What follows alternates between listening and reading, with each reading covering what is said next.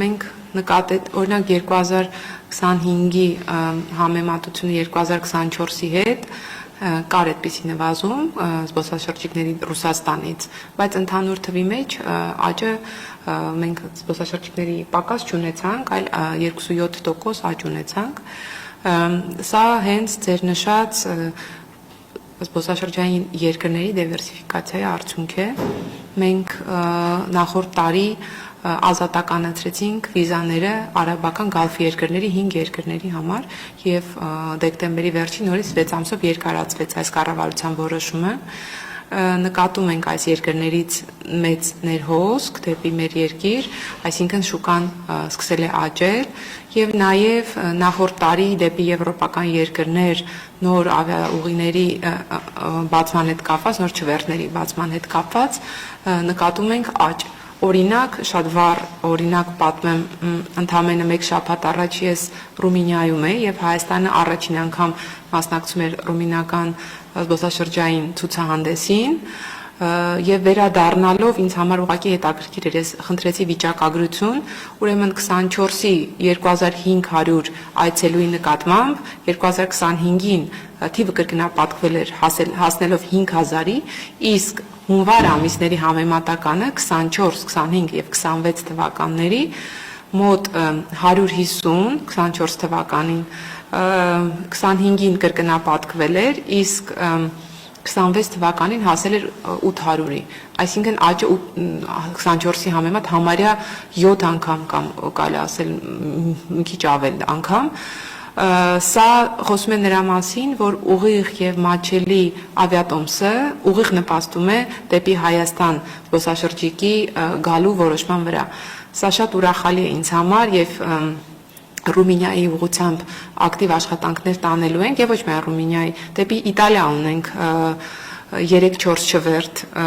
դեպի Գերմանիա ունենք 3-4, չէ, ներողություն ավել, եթե չեմ սխալվում, մյուս ավիաընկերություններն էլ հաշված 6 ուղղություն ունենք։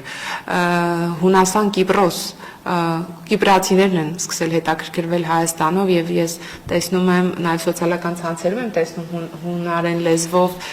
բավականին շատ փոստեր Հայաստանի մասին։ Այո, եվրոպական ուղղությունները նույնպես ակտիվանում են, ինչպես նաեւ եթե չեմ սխալվում, բայց մոտ 15% աճ ունեինք Ամերիկայի Միացյալ Նահանգներից։ Ավանդաբար մենք ասում ենք, որ դա մեր Սփյուռքի հայրենակիցներն են շատ ավելի շատ այցելում, դա իհարկե նույնպես ներգնա զբոսաշրջություն է համարվում, եթե մեր հայրենակիցները գալիս են ամերիկյան անձնագրով, այո, բայց մենք նաև վիճակագրություն ենք տանում ոչ յան ազգանունով Հայաստանի եկողների նկատմամբ բոլոր ուղղություններով, ուզում եմ ձեզ ասել, որ Միացյալ Նահանգներից նույնպես ոչ յան ազգանունով մարդկանց այցելությունների թիվը շատացել է, մի կարևոր հանգամանք եմ ուզում ընդգծել։ Զբոսաշրջությունը շատ զգայուն ոլորտ է եւ երկրները, որոնք գտնվում են պատերազմական իրավիճակներում, զբոսաշրջիկները չեն գնում, բնականաբար չեն գնում եւ նախորդ տարվա օգոստոսի 8-ի համաձայնագրի ստորագրումից հետո մենք նկատում ենք, որ այդ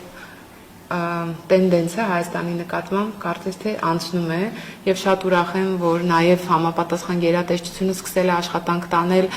դեսպանությունների հետ, որոնք Հայաստանի որոշ շրջաններ կարմիր գծով էին ընդգծում եւ նշում էին պատերազմի վտանգը, եթե մենք հասնենք նրան, որ այս տարվա ընթացքում այդ կարմիր գծերը ընդհանրապես հեռացվեն մեր սահմաններից, զբոսաշրջության վրա կարծում եմ շատ ավելի դրական ազդեցություն կունենա եւ հաջորդող տարիներին նաեւ կարող ենք ակնկալել այդ մարզեր, մասնավորապես օրինակ Սյունիք եւ նաեւ Վայոց ձոր ջերմուկ շատ ավելի շատ զբոսաշրջիկներ կկարողանանք ներգրավել։ Եվրոպական երկրներն են մեզ կարմիր գծում։ Նաեւ Միացյալ Նահանգների դեսպանության կայքում նույնպես դրված էր իմ նշած մարզերը կարմիր գծով ընդգծված, ինչի հետ կապված մենք անցած տարի աշխատանքներ տարանք, բայց դա մինչև խաղաղության համաձայնագրի ստորագրումներ, այս տարի կշարունակենք այդ աշխատանքները, որովհետև իրականում զբոսաշրջությունը համալիր գործողությունների արդյունք է եւ այդ արդյունքները բարելավելու ուղղությամբ շատ մեծ աշխատանք կա տանելու։